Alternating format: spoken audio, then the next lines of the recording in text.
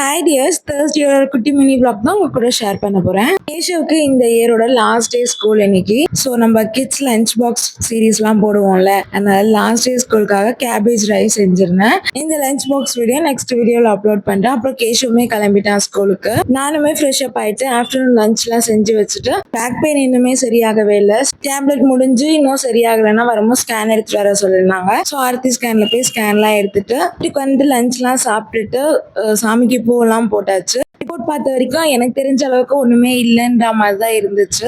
Evening மேல doctor கிட்ட போய் கேட்டுக்கலாம்னு சொல்லிட்டு பிரதோஷத்துக்கு அபிஷேக தேவையான பொருள் எல்லாம் எடுத்து வச்சுட்டு சாமிக்கு விளக்கு ஏத்திட்டு சாமிக்கு அபிஷேகம் எல்லாம் செஞ்சுட்டு மஞ்சள் குங்குமம் எல்லாம் வச்சுட்டு இன்னைக்கு எந்த பூவால அலங்காரம் பண்ணியிருந்தேன் பாத்தீங்கன்னா சாமந்தி பூவாலேயே அலங்காரம் பண்ணியிருந்தேன். பாரதனை எல்லாம் காமிச்சு சாமி கும்பிட்டாச்சு. சாமி கும்பிட்டதுக்கு அப்புறம் சாரி ப்ரீ ப்ளீட்டிங்க்கு ஒரு ஆர்டர் வந்து இருந்துச்சு.